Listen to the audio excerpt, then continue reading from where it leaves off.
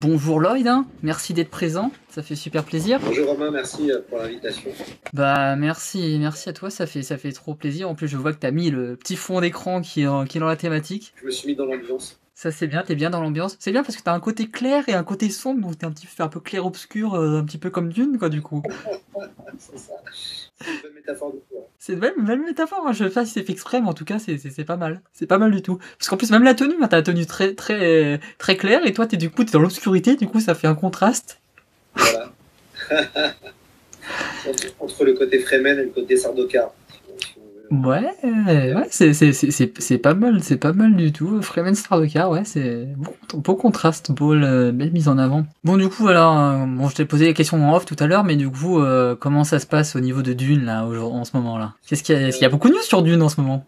Ouais, c'est assez intense. On prépare pas mal de choses. On prépare la sortie, évidemment, du film Dune, qu'on va relayer, qu'on va commenter sur les réseaux sociaux, et puis avec le podcast C'est plus que de la SF.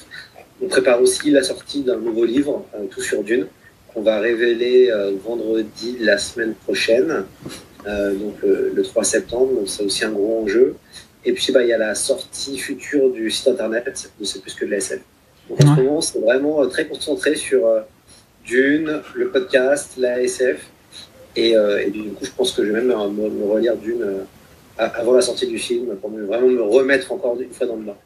Bah, je suis en train de le faire, justement. Là, j'ai commencé, là, je suis parti en vacances, là, j'ai commencé à lire. Je crois que je suis à un tiers. Je suis à 30, ouais, un tiers du premier tome, là. Super. Comme le test de Paul, avec du Bene Gesserit, ça m'a, je me suis rappelé la scène dans le film, je me suis rappelé la scène dans le livre. Je fais, ah oui, c'est vrai, il va se passer ça et tout.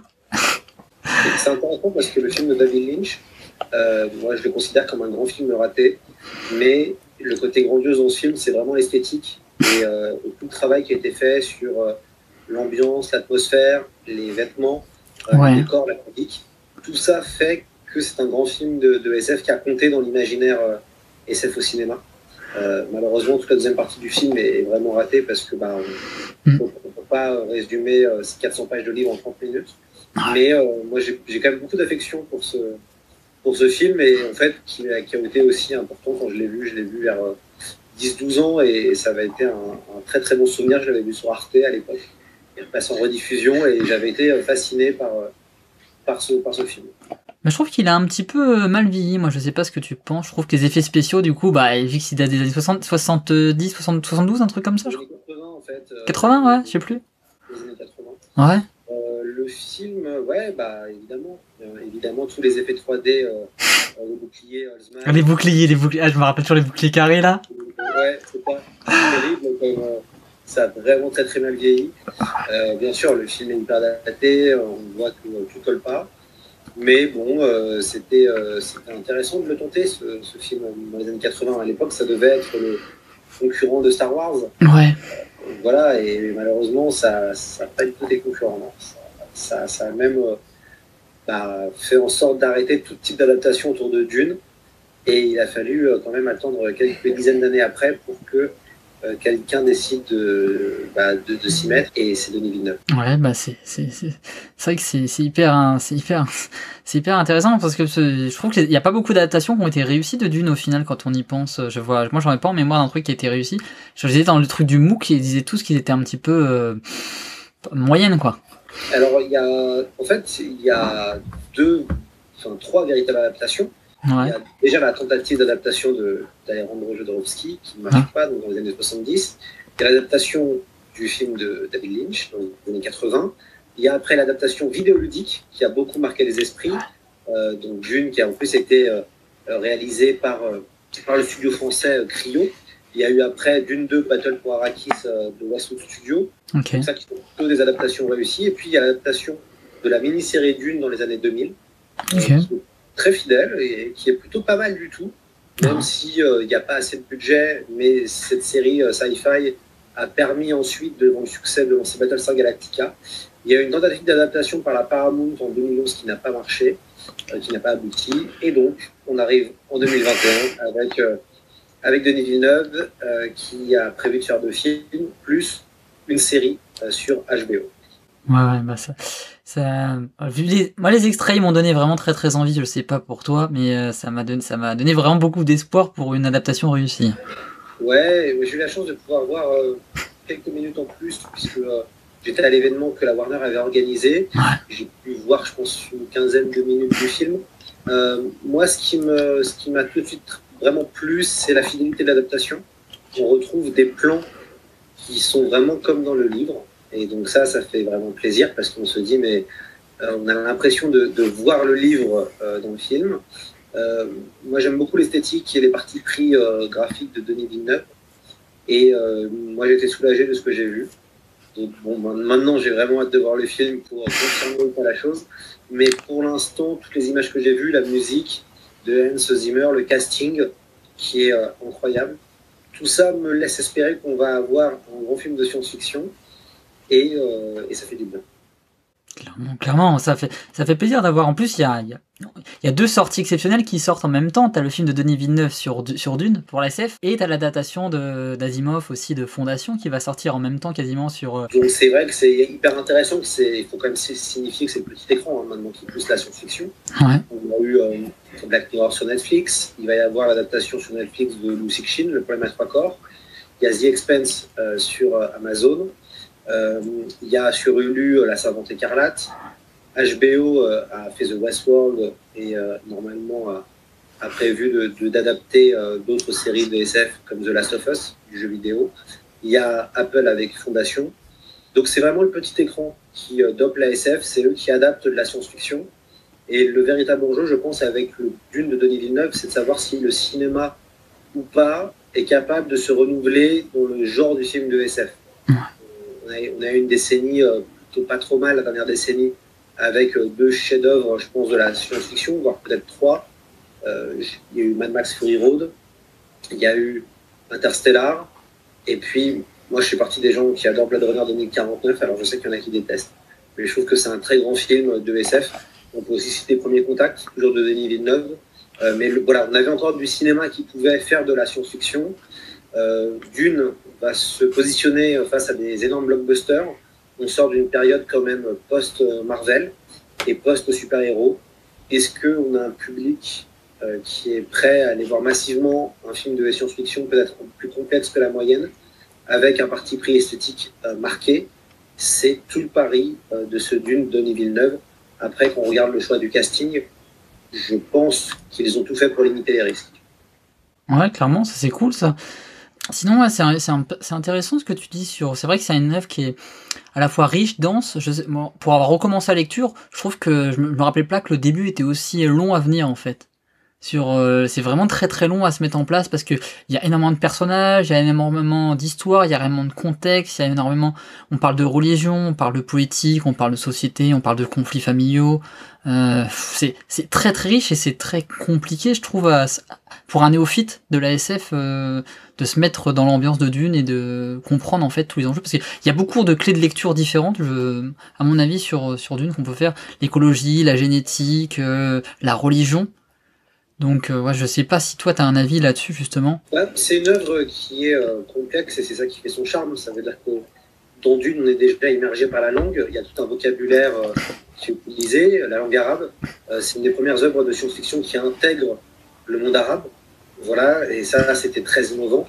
Le terme Muad'Dib, le terme Usul, Shayulud, maintenant les fans de Dune connaissent. Mais ça, c'était vraiment exceptionnel à l'époque. Dune, et évidemment, c'est pas une œuvre si évidente que ça, parce que Frank Herbert ne décrit jamais réellement des scènes d'action. Ça va toujours à l'essentiel. Quand il y a de l'action, ça va être sur 2-3 pages. On va surtout raconter, c'est des personnages qui vont raconter ce qui s'est passé à d'autres personnages. Et en fait, les scènes de Dune sont un peu construites comme des pièces de théâtre. Pour moi, c'est vraiment de la tragédie antique, la tragédie shakespearienne. On a des personnages qui sont éminemment tragiques, je pense au duc Leto. Leto, ça veut dire mort en grec, qui est un personnage magnifique qui fait penser au roi Arthur dans Camelot. On a vraiment des séquences assez bouleversantes dans Dune, et il y a toutes des thématiques qui étaient à la mode dans les années 60. On parle de l'écologie, on parle de l'épice. L'épice au moment où pas mal d'étudiants américains dans les campus découvraient aussi l'herbe. Le combat de Fremen de se libérer du joug des Harkonnen fait écho au combat des Vietnamiens. À ce moment-là, il y a la guerre du Vietnam, dans les universités, on la combat. Donc, il y a beaucoup d'échos à la société des années 60.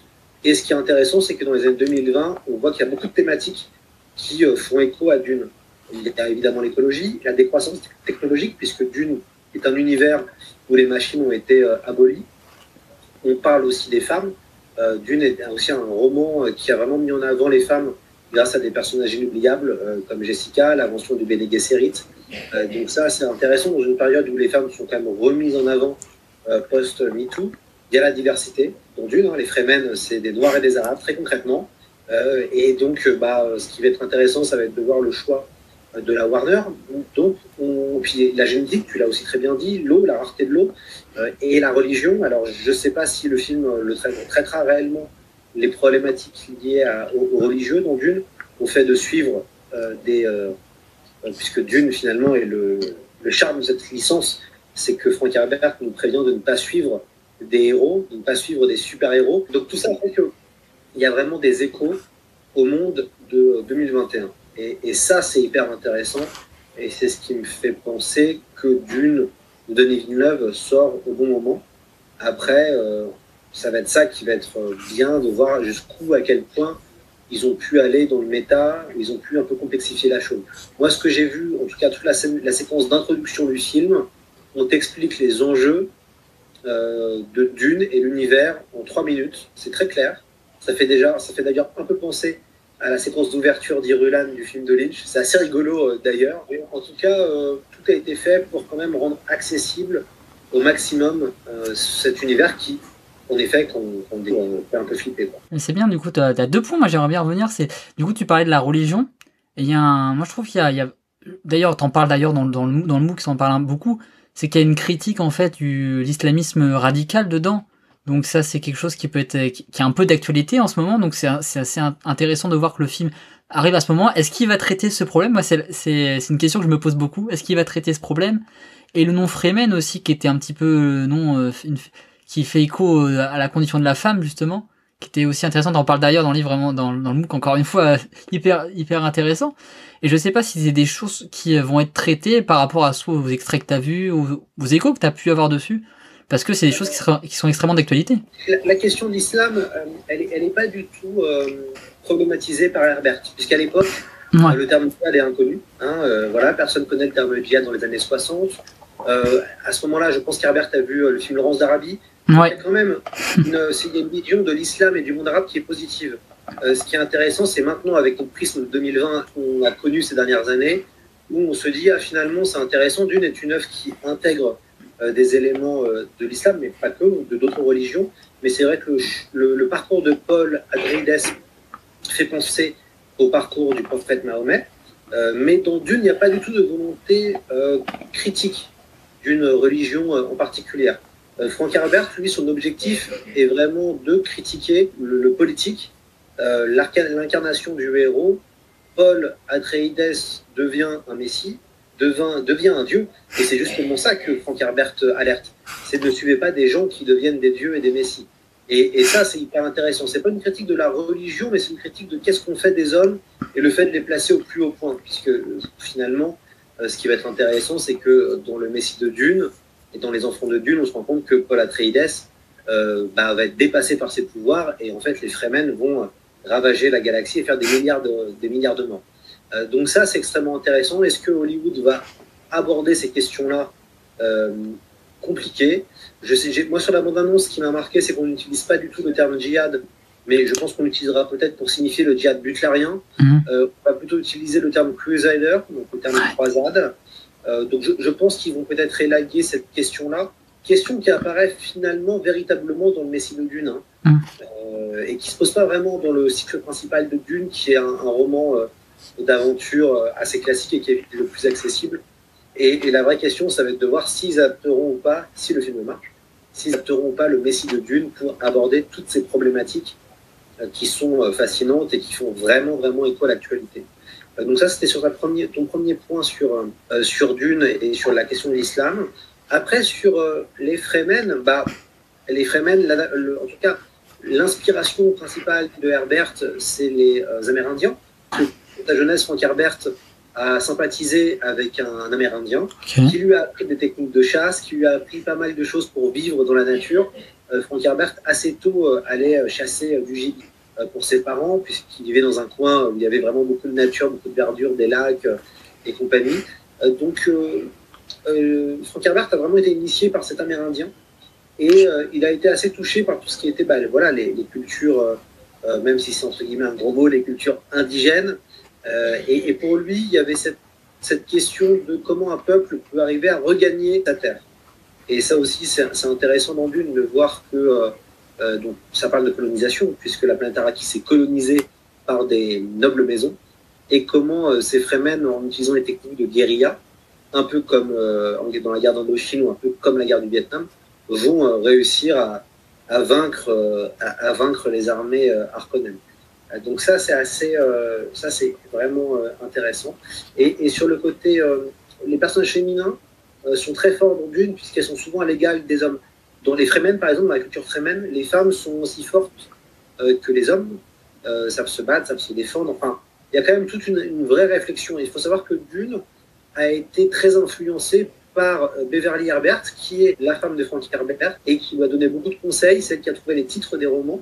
Et Herbert adorait sa femme, et elle a beaucoup joué dans l'écriture des personnages féminins de la série. En tout cas, la saga lui doit beaucoup. C'est intéressant, là, tu parles des personnages féminins. Je trouve que justement, il y a une sorte d'opposition. Il y en a aucune qui a un vrai pouvoir, en tout cas dans la saga principale, mais ont toute une importance capitale, comme Dame Jessica, qui a une influence sur le duc, sur Paul. Et je ne sais pas si c'est quelque chose qui était par rapport à l'époque où les femmes n'étaient pas, comme aujourd'hui, considérées comme les égaux des hommes, où il y avait elles étaient un petit peu sous l'égide des hommes. Est-ce que c'est quelque chose qui réapparaît beaucoup pour toi, ou c'est vraiment quelque chose que Frank Herbert il a essayé de différencier justement pour faire une critique de cet aspect-là?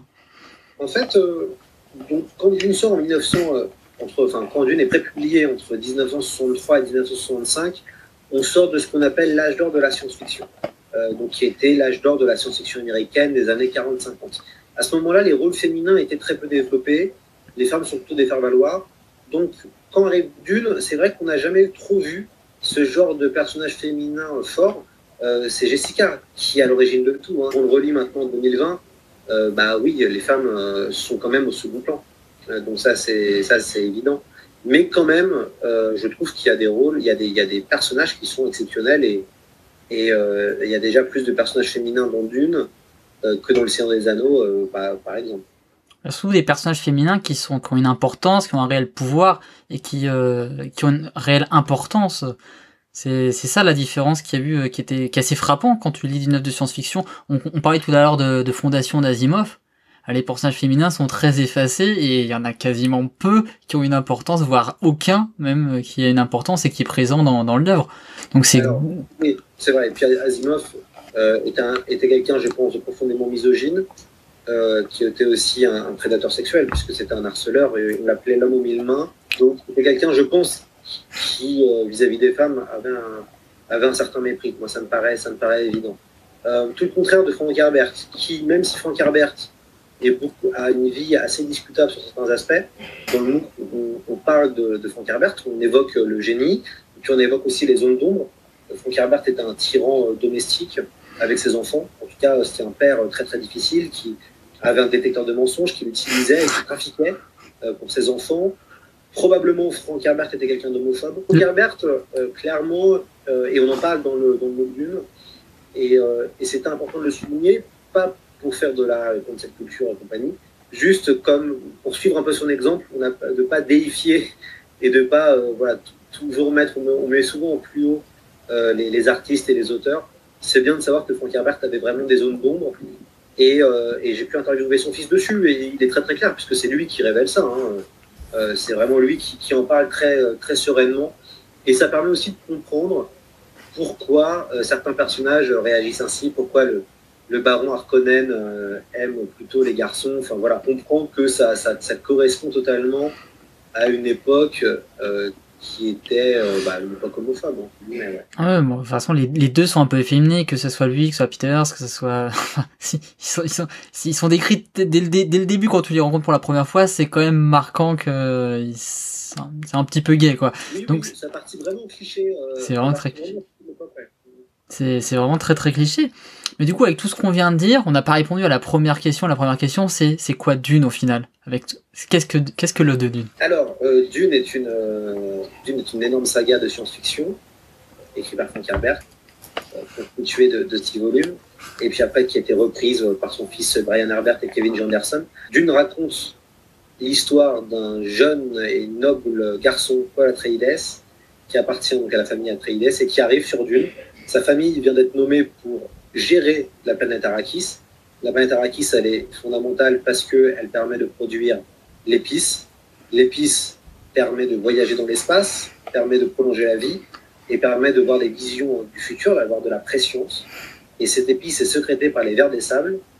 Paul Atreides arrive sur Arrakis avec sa famille. À la place, il remplace la maison Harkonnen, mais tout va très mal se passer. Et Paul Atreides va devoir fuir la capitale Arrakeen et rejoindre les Fremen, qui sont le peuple, les natifs d'Arrakis, qui résistent contre les Harkonnen, et il va être initié au secret des Fremen. Moi, je trouve ça exceptionnel parce que je trouve la question du coup de la ressource unique, et ça fait un peu penser. Moi, ce qui m'est tout de suite venu, c'est le gaspillage d'énergie, des ressources qu'on a. Quand je vois qu'il y a une ressource qui est convoitée par tout le monde, qui est chère, qui est rare, qui est difficile. On parle des vers des sables aussi qui protègent la ressource et qui empêchent. Derrière, quand ils arrivent, les Atreides, la première chose qu'ils arrivent, c'est qu'ils se font attaquer par un ver des sables, le truc, et ils perdent la cargaison. Et du coup, c'est une grande différence avec les Harkonnen qui, eux, pouvaient plutôt les cargaisons que sauver des vies humaines. Donc je trouve qu'il y a une grosse notion. Et puis quand ils vont dans le palais, moi je me rappelle le premier, parce que je viens de le lire récemment, comme je l'ai dit, et ils vont renverser de l'eau par terre, ils vont changer les coutumes avec l'eau. Et c'est quelque chose d'assez marquant, je trouve, dans l'œuvre. Oui. En fait, c'est intéressant parce que le terme de ce podcast-là, c'est aussi parler de la société. Qu'est-ce que dit Dune sur la société? Bon, Dune est quand même assez pessimiste sur le monde. L'histoire se passe quelques milliers d'années après notre ère. Globalement, on est revenu à un monde plutôt néo-médiéval. Ce sont des corporations commerciales et des familles nobles qui dirigent l'univers et la société. Donc on peut faire un lien entre les GAFAM actuels, qui sont peut-être aussi puissantes que des États, voire plus pour certains, et en effet la compagnie des marchands, le CHOM. C'est que Dune pose un constat implacable sur le monde. On appartient à des familles et on n'a pas vraiment de libre arbitre quand on est une personne lambda. Par contre, l'œuvre est incroyable dans ce qu'elle dit de l'importance de préserver sa planète, l'importance de l'eau, la coopération entre les peuples pour créer une nouvelle société. Enfin, moi, je vois tout le modèle des Fremen est fascinant. Et c'est ça qui était aussi très innovant quand on lisait Dune. C'était que c'est un planète opéra et il y a une vraie description d'un mode de vie qui est différent et qui peut vraiment inspirer certaines personnes. Et puis, Dune parle de décroissance technologique. Moi, j'adore l'idée que les machines ont été remplacées par l'homme, finalement. C'est ça, ouais. Je pense que Dune est surtout une mise en garde. Mise en garde à respecter sa propre planète, sachant que Arrakis, finalement, est vraiment la métaphore de la planète Terre. Et quand on regarde ce qui se passe d'un point de vue climatique en ce moment, on peut se dire que, en tout cas, j'espère pas qu'on finit comme une planète désertique à la Arrakis ou à la Tatooine. Ouais, ça peut être une belle mise en garde, enfin une belle mise en garde entre guillemets, une belle mise en garde de comment est-ce que la planète pourrait devenir si on continue comme ça, et peut-être une future Arrakis. Et il y avait une critique que moi on me fait souvent quand on parle de Dune, c'est cette critique de la société médiévale, féodale, avec un empereur qui contrôle tout, qui est une section très castique avec des castes, avec des gens, des nobles qui sont un petit peu au-dessus des autres. Est-ce que, comme tu parlais de ça, c'est peut-être une mise en garde de qu'est-ce qui pourrait se passer. Tu parlais tout à l'heure du djihad butlérien où du coup l'homme s'est rebellé contre les machines grâce à l'épice pour du coup prendre le pas sur les machines. Est-ce que toi, qu'est-ce qu'il a voulu partager? Est-ce qu'il a voulu partager des mises en garde sur ce que ça pourrait être, comme tu viens de le dire, ou est-ce qu'il a voulu partager plutôt un idéal de société avec des Fremen, avec la coopération, comme tu viens de le dire? Qu'est-ce qu'il a voulu partager comme vision de la société à travers Dune? Il y a un texte fascinant qui s'appelle La jeunesse de Dune, de Frank Herbert, qui décrit vraiment, lui, ce qu'il souhaitait faire. Et avant toute chose, lui, c'est la mise en garde de l'homme providentiel et du politique. Son objectif numéro 1, il est là. Ensuite, parce que Frank Herbert n'était pas forcément un mystique. Hein. Parce que Dune, il y a quand même une portée mystique, une portée rituelle, ce qui n'était pas forcément Frank Herbert, qui n'était pas religieux. Mais c'est vrai qu'évidemment, sur l'écologie, il y a quelque chose. Il nous dit quelque chose. Et ça, c'était d'ailleurs, c'est pas forcément théorisé par lui comme ça. Lui, c'était vraiment le côté politique. Mais bien sûr, il y a quelque chose autour de l'écologie, il y a quelque chose, il y a une proposition d'un autre type de société. Le côté néo-médiéval est intéressant parce qu'on est, on est dans des... Enfin, en tout cas, c'est vrai que ça nous paraît compliqué de rentrer dans un monde médiéval. On nous parle de futur, et c'est rigolo parce que Star Wars aussi est dans un délire néo-médiéval aussi, à un certain degré. Ce qui est intéressant, en tout cas dans Dune, c'est que nous, en ce moment, on assiste à une globalisation de la planète. En tout cas, les frontières sont de plus en plus tenues. Entre guillemets. Enfin, on n'a jamais été aussi connectés grâce au numérique, avec la révolution numérique. Et du coup, on assiste à une globalisation à certains niveaux, en tout cas de la pop culture. On a les mêmes références. En tout cas, on peut se comprendre entre un garçon français, un garçon américain. On peut plus ou moins avoir les mêmes références. Et donc ça, c'est assez intéressant parce qu'on ne sait pas de quoi l'avenir sera fait. Nous, ça nous paraît impossible de revenir dans une société néo-médiévale ou avec des castes et compagnie. Il y a des récits de SF qui, malheureusement, et je pense au meilleur des mondes, notamment d'Aldous Huxley, imaginent une société comme ça. Donc, on n'espère pas, mais peut-être les grands bouleversements écologiques qui semblent s'annoncer vont peut-être annoncer aussi des grands changements de société et peut-être d'avoir une vie un peu plus, enfin, en tout cas moins dans la consommation, mais plus aride comme les Fremen. Ouais, clairement. Et du coup, s'il y avait trois enseignements à tirer de Dune pour la société aujourd'hui qu'on devrait appliquer justement, ça serait lesquels? Je pense que déjà il y a l'importance de l'eau. L'eau, hein. La préciosité de l'eau. L'eau, alors pour l'instant on a tous accès à l'eau, mais il y a pas mal d'études qui montrent que l'eau va devenir un enjeu géopolitique très important dans les prochaines années et que tout le monde n'aura pas forcément accès à l'eau comme on a accès en ce moment. Je sais pas si t'as vu d'ailleurs, ils sont en train de la mettre en bourse aux États-Unis. Hein. Ouais, non, mais ça devient indécent. C'est délirant, ça veut dire que l'eau va devenir un enjeu. Et ça, beaucoup d'études le montrent et ça commence à s'anticiper. Donc je pense déjà à la préciosité de l'eau, c'est un enjeu. Deuxième, ne pas suivre des personnalités charismatiques. Ne pas penser qu'un homme peut sauver le monde, malheureusement, même si on est extrêmement baigné dans cette culture-là, et surtout en France, d'attendre un sauveur charismatique qui va sauver le pays et le relever à la manière d'un Napoléon ou d'un De Gaulle. Frank Herbert, il dit que c'est très mauvais et que souvent, ça conduit à des catastrophes. Et ça me paraît malheureusement, ça me paraît assez évident. Dans son texte, d'ailleurs, La jeunesse sur Dune, il dit que ça l'étonnerait pas que plus tard, on va dire que des hommes politiques utilisent des causes nobles comme l'écologie pour prendre le pouvoir et voire même devenir des espèces de dictateurs ou de tyrans. Donc ça, c'est aussi très intéressant. Moi, je trouve que Herbert, dès les années 60, il pressent que l'écologie, qui est pourtant une thématique vitale en ce moment, soit utilisée à des fins de contrôle politique. Et ça, voilà, l'avenir nous dira qu'est-ce que ça va être. Donc ça, c'est le deuxième enseignement, je pense, de Dune. Et puis, le troisième enseignement, je dirais qu'il y a quelque chose lié à la communauté dans Dune quand même. Donc c'est avancer avec sa communauté. Ce qui est intéressant dans Dune, c'est que Paul Atreides rejoint un peuple, rejoint une tribu, finalement. Et avec cette tribu-là, ils arrivent à faire des grandes choses. Et on est quand même dans un monde qui est fragmenté. On se réunit par communauté grâce au numérique, par différents types de communautés, en fonction de nos goûts culturels, en fonction aussi de nos choix de vie. Et je pense qu'on est aussi dans une époque où la force de la communauté peut faire accomplir beaucoup de choses. On pense beaucoup aux réseaux sociaux, souvent on est très critique vis-à-vis de Twitter, vis-à-vis de Facebook, vis-à-vis de tout ce qui peut se passer en ligne. notamment le harcèlement, notamment les trolls, notamment tout ça. Mais il y a aussi des fois des choses très beaux qu'on peut retrouver sur ces réseaux sociaux où il va y avoir des soutiens communautaires. Donc je pense que la force de la communauté, c'est aussi une des leçons de Dune. Mais c'est une leçon, je trouve, qui est aussi très d'actualité. On parlait de communauté, il y a un retour à tout ce qui est local, à tout ce qui est commerce de proximité, à tout ce qui est vraiment l'entraide, créer des petits groupes de personnes.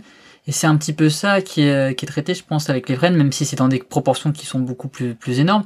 Mais l'importance de la protection du local, de la planète, le retour à soi, le retour à l'entre-soi, l'entraide, c'est quelque chose qui est très d'actualité et je trouve qu'il était vraiment très bien traité dans Dune, justement.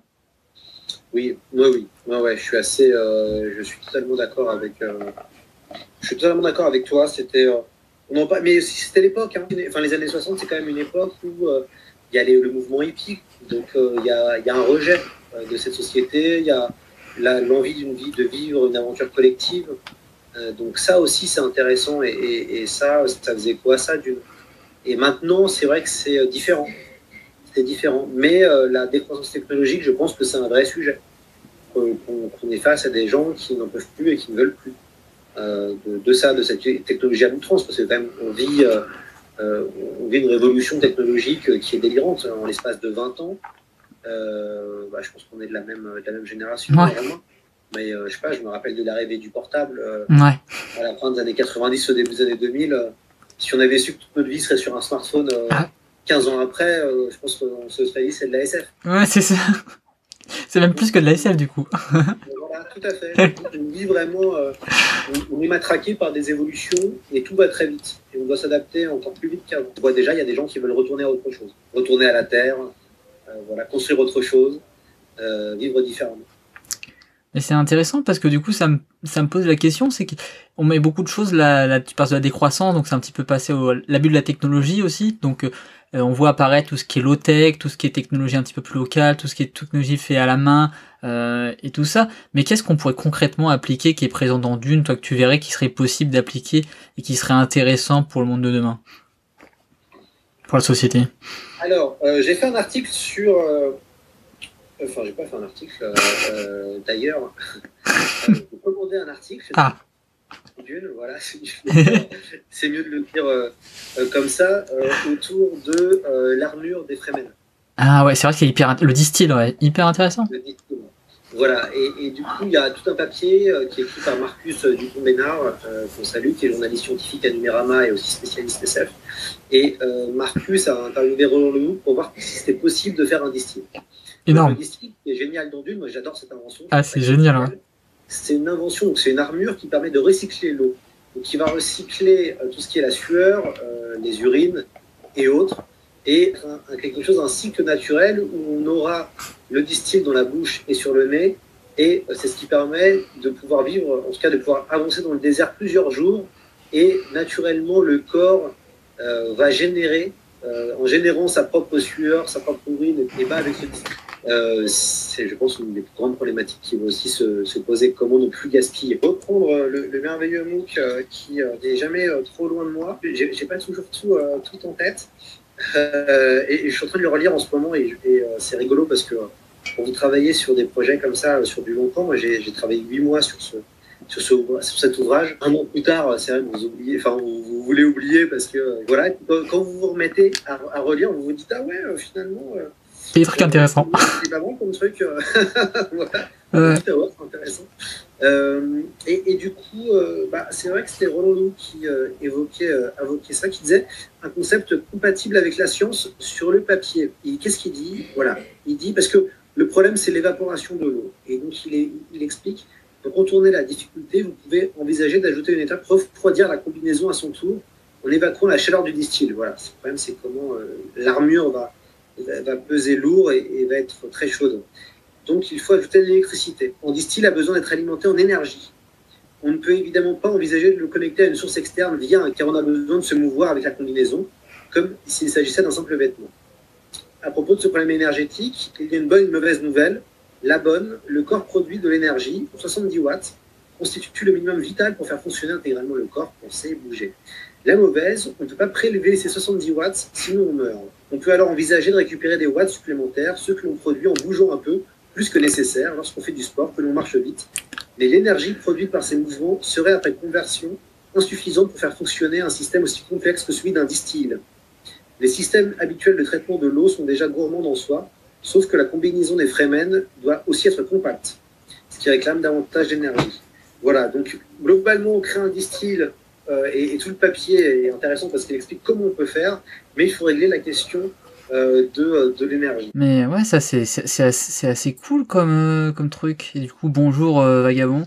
Ouais, c'est assez impressionnant quoi. Tu dis que c'est possible de faire un distill. Moi, je suis encore je suis sur les fesses, comme on dirait, de me dire que ce truc-là, parce que je voyais ça comme une avancée technologique incroyable.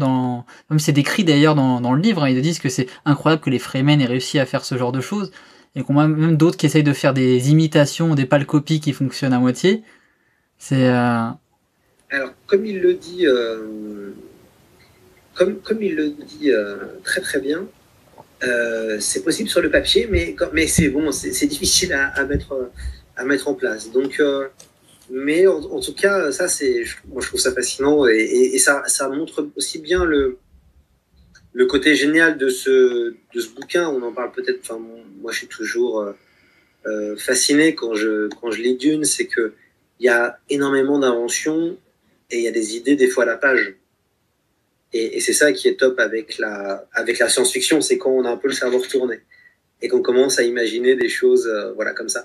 Et le distill, c'est drôle parce que c'est vraiment devenu un peu l'armure iconique de Dune. Que ce soit dans le film de Lynch, moi j'adore le distill qu'ils ont inventé pour le film de Lynch et je suis assez séduit par ce que je vois de Denis Villeneuve aussi en combinaison. Mais c'est vraiment devenu la combinaison un peu inoubliable. c'est dingue ce que tu me dis. Enfin, moi, je me rappelle avoir lu un truc dans le MOOC là-dedans, mais je crois que cette partie-là, je l'avais lu rapidement. Mais c'est fou, ça, c'est fou, ça. C'est la preuve qu'il faut lire tout. C'est fou lire. Mais en fait, dans le MOOC, il y a tellement de trucs qui sont intéressants sur le livre, parce que moi, c'est pour ça que je t'avais invité à la base, parce que je trouve que l'œuvre, il y a énormément de clés de lecture différentes. Merci Vagabond pour le follow, c'est super. Ça fait plaisir. Il y a énormément de choses hyper intéressantes dans le livre, et il est très très riche et dense. On peut faire une première lecture en y voyant juste la base d'une histoire un petit peu homérique, quête du Graal et tout ça, avec le personnage qui part, il y a une trahison, enfin, truc classique d'une histoire. Mais en fait, derrière, t'as la critique écologique, t'as la critique de la génétique, la critique des machines, comment, si on prend ce qui se passe avant Dune, il y a vraiment une profondeur inouïe dans l'histoire. On parlait tout à l'heure du côté collectiviste, à part de regroupement en communauté. C'est incroyable. Moi, je trouve que il y a vraiment beaucoup de choses qu'on pourrait apprendre de ça et qu'on peut justement voir les critiques, les mises en garde qu'a fait Frank Herbert là-dessus. Voilà, alors après, ce qui est bon quand même, ça reste il y a tous ces aspects-là qu'on a vraiment évoqués. L'autre aspect, c'est que ça reste un grand roman d'aventure. Ouais. Et le premier roman est vraiment fascinant parce que c'est assez classique. On retrouve le chemin du héros théorisé par Joseph Campbell. Donc, on assiste à quelque chose de classique dans la réalisation. On va voir les jeunes Paul traverser toutes les grandes épreuves pour le mener au plus haut. Et ça reste très très divertissant comme œuvre, et ça aussi c'est important que la littérature reste prenante, reste divertissante. Et puis, Merci Os. Voilà, et puis continue à immerger. Moi c'est ça qui me plaît et qui me fait aussi que je continue à lire de la SF. L'importance d'être immergé, l'importance de s'évader. Alors certaines personnes lisent la SF pour s'évader, d'autres vont lire pour les idées et s'interroger sur le monde. Et c'est vrai que Dune arrive à synthétiser un peu les deux. Et ce qui est intéressant, c'est pourquoi cette œuvre elle continue à autant plaire. Puisque quand même Dune, c'est un livre qui est sorti en 65 aux États-Unis, en 70 en France. Il y a eu 2,3 millions d'exemplaires vendus et ça continue. C'est devenu un classique. On lit Dune, il y a en moyenne 15 à 20 000 exemplaires qui sont vendus par an. Donc Dune, quand même, continue à traverser les décennies.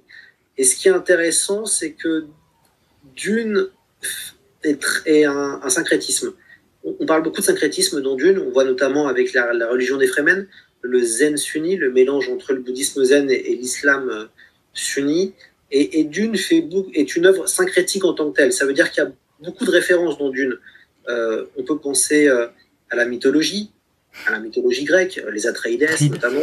On peut penser à Shakespeare avec Leto, on peut penser à la Rome antique avec les Harkonnen. Il y a beaucoup de références très précises à des mythes, à des monuments de la pop culture un peu à l'ancienne.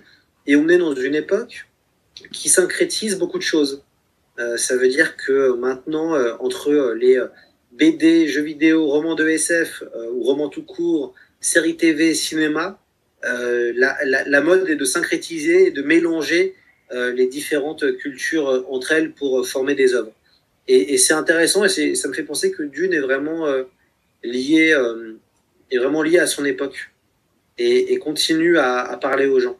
Et c'est ça qui était fascinant quand on a analysé le livre, c'est à quel point il y a des références. C'est-à-dire que quand même Herbert est quelqu'un de très cultivé, qui a lu et qui a fait une liste de, paraît-il, 200 romans qui auraient inspiré Dune. Mais quand tu vois Paul Atreides, ça fait écho à Laurence d'Arabie, mais ça fait aussi écho au parcours du prophète Mahomet. On voit que chaque personnage fait écho à plein d'autres personnages qui ont existé. Et ça, c'est assez incroyable. Et puis quand même, dans Dune, il y a aussi alors malheureusement, c'est vers la fin du cycle, mais ce sont quand même les femmes qui sauvent l'humanité. Donc ça, il y a un côté très intéressant avec le Bene Gesserit, qui finalement est un ordre complexe, mais à la fin, ce sont quand même les femmes qui vont réussir à protéger l'humanité. Et ça, je trouve ça assez génial et assez savoureux. Mais c'est intéressant, le Bene Gesserit, justement, on n'a pas beaucoup parlé, mais c'est un ordre qui mixe plusieurs éléments, parce que ils sont traités par les autres comme des sorcières, donc on y voit peut-être une critique de la société, on dit que c'était un peu féodal, de la critique des sorcières du Moyen-Âge, mais derrière, elles ont des pouvoirs un petit peu de manta, et elles ont un rôle hyper important, comme tu dis, qu'elles vont sauver l'humanité derrière en utilisant leur pouvoir, comme du coup Jessica qui avait décidé de pas avoir une fille, mais d'avoir un garçon à la place, qui va du coup contrer son ordre et prendre une décision de son propre chef. Ça, c'est quelque chose qui est assez important, et ça mixe un petit peu l'aspect religieux aussi. Je sais pas ce que t'en penses de cet ordre-là, mais je trouve que il a voulu mettre énormément d'éléments dedans. Ouais, alors ce qu'il y a, Bene Gesserit, c'est du latin et ça veut dire bien se comporter. Et c'est intéressant parce que les membres du Bene Gesserit ne se comportent pas si bien que ça. Moi, ce que j'adore, c'est comment le définit Catherine Dufour, donc qui est une super autrice de SF, et qui dit Dune a mis en scène la plus puissante et la plus agaçante sororité de l'histoire de la littérature, l'ordre du Bene Gesserit. Et ça, je trouve ça assez génial. Elles sont à l'origine de fake news religieuses. Elles manipulent la société dans Dune, puisque leur objectif est d'arriver à faire apparaître l'être ultime en faisant des mariages et en mélangeant les gènes pour faire apparaître le Kwisatz Haderach. Je le dis assez mal. Merci Alex pour le follow. Et du coup, moi j'aime beaucoup cet ordre-là, qui est vraiment un ordre féminin où les femmes savent se battre, où les femmes ont une forme de pouvoir magique avec ce qu'elles utilisent, la voix, qui permet de contrôler les esprits. Et en fait, c'est pas des surhommes, mais des surfemmes. Donc ça, j'aime beaucoup. Et puis, j'aime aussi comment le cinéma a mis en scène le Bene Gesserit, avec les toges noires. Enfin, il y a quelque chose de très visuel dans cet ordre. Alors, évidemment, ils font tout ça pour que ce soit un homme qui, évidemment, l'être ultime est un homme. Ça reste Frank Herbert. Donc, il y a aussi cette course à faire, à la fin, à faire quand même apparaître un homme, l'être ultime. Mais c'est vraiment un groupe de femmes qui est assez inoubliable et que je pense que George Lucas s'en est beaucoup inspiré pour créer un autre ordre de chevaliers qui utilisent des sabres laser et qui bizarrement utilisent aussi un pouvoir un peu proche et un peu similaire de la voix qui s'appelle la force. C'est vrai, le parallèle. J'avais jamais fait le parallèle entre les deux, mais je sais que George Lucas s'est inspiré de plein de choses. Mais alors là, j'avais pas fait le parallèle avec ça, avec la force, mais c'est vrai que maintenant que tu le dis, je le vois. Et ça paraît logique, quoi. Parce que quand tu compares les dates de parution des œuvres. Il y a eu. Alors, Frank Herbert a décelé 16 occurrences entre Star Wars et entre Dune. La plus visible reste quand même la planète Arrakis, la planète Tatooine, qui ça fait vraiment penser à ça. Et il y a évidemment la voix, la force. Paul et Luke, peut-être même combat, sauf que ce qui est intéressant, c'est que Paul est un personnage qui est finalement assez antipathique, ou en tout cas qui va perdre de son humanité au fur et à mesure du premier roman, alors qu'à l'inverse, Luke Skywalker est un personnage qui, au fur et à mesure des aventures, gagne en humanité, reste un personnage qui est friable. Luke, il est entre guillemets fragile, il perd sa main. Même à la fin, quand il arrive à vaincre son père, il n'arrive pas à vaincre l'empereur. C'est son père qui finalement qui arrive à vaincre l'empereur. Donc, Luke, finalement, il est plus proche de nous, entre guillemets. Paul, c'est un espèce de surhomme qui devient un dieu. Et le basculement est très intéressant dans Dune, de voir ce basculement d'un jeune homme devenir à limite un dieu. Donc, on voit quand même des occurrences qui sont très nettes entre Star Wars et entre Dune. Après, Star Wars s'est inspiré de beaucoup de choses, notamment du cinéma d'Akira Kurosawa. C'est plus ou moins un remake de La Forteresse Cachée, qui est un film que je recommande. Donc, la force de Star Wars, c'est aussi d'avoir fait du syncrétisme et d'avoir aspiré, d'avoir réussi à aspirer ce qu'il y avait de meilleur, des choses très, très iconiques un peu partout, et de créer une œuvre extraordinaire. Mais Dune y a participé. Clairement. Mais du coup, là, je voudrais revenir sur Paul, parce que du coup, on parlait du Bene Gesserit, qui sont les femmes qui contrôlent, mais du coup, par l'acte de Jessica de pas avoir une femme, mais de pas avoir une fille, mais plutôt un garçon, du coup, c'est Paul qui récupère tous ses pouvoirs, qui repère tous les pouvoirs qui sont, du coup, normalement dévolus aux femmes, à l'ordre féminin. Est-ce que ça, c'est pas une... Je sais pas, moi, j'ai toujours vu ça comme une ambition cachée de dire que l'homme était supérieur, en plus il transforme Paul à la fin en un dieu. Réappropriation des pouvoirs de la femme dans un homme. En fait, dans le scénario de Dune, l'idée du Bene Gesserit était de faire en sorte que les deux familles qui se détestent, les Atreides et les Harkonnen, finalement se marient, et donc, comme Feyd-Rautha, l'héritier Harkonnen, et qui est en fait le miroir de Paul Atreides, finalement les deux sont des miroirs, comme l'héritier Harkonnen aurait dû se marier avec l'héritière Atreides pour former le fameux être ultime. Voilà, c'était ça le scénario. Et voilà, l'amour a fait qu'il y a eu un basculement dans la machine. Le duc Leto voulait un garçon et Jessica lui a donné un garçon. Et à partir de là, tout va se dérégler et l'être ultime va arriver, mais pas de la façon qui était prévue. Donc ça, c'est assez intéressant sur ce que ça dit sur la génétique, puisque dans les années 60, Herbert était assez au courant du début de la génétique. Et du coup, il y a plein de problématiques qui sont liées au clonage dans Dune, qui sont liées au mélange des gènes, et qui étaient aussi très innovants à l'époque. Donc, non, moi, je trouve les rôles féminins vont vraiment... je pense notamment au personnage de Chani, que moi, je trouve très beau, ce personnage, en fait, et je trouve super que Denis Villeneuve, il a dit récemment que s'il y a un deuxième film, il se concentrerait sur le personnage de Chani, sur le personnage de Zendaya. Et ça, je trouve que c'est très intéressant. Même si Chani, peut-être, peut paraître finalement un peu en retrait, c'est quand même elle qui va initier Paul pendant toute une partie du roman, et avoir ce focus sur ce personnage et sur Zendaya, qui est une actrice qui est géniale. Je me dis que ça peut vraiment être intéressant. De toute façon, Denis Villeneuve, c'est un réalisateur qui est féministe, qui a déjà, on va dire, qui a toujours eu des rôles de femmes très forts dans ses films, qui a décidé de féminiser le personnage de Liet Kynes, le planétologue, dans Dune, et qui est pas une si mauvaise idée que ça, parce que le Liet Kynes de Lynch, c'était Max von Sydow, qui est un immense acteur et qui, je trouve, un des meilleurs acteurs du film. Donc, prendre quelqu'un d'autre et prendre une femme noire pour remplacer Liet Kynes, je trouve ça bien. Et du coup, je lui avais posé la question, donc j'ai interviewé Denis Villeneuve dans le book Dune, et pour lui, c'était tout à fait naturel. Il voulait plus de personnages féminins parce qu'il a un goût pour ça, il a un goût pour les rôles féminins, il a envie de mettre en avant les femmes. Et c'est pas anodin, je pense, qu'il décide d'angler Zendaya sur le deuxième film. Ok, super. Et puis ouais, ça va super. Avec Asgard, je pense que Lloyd aussi va bien.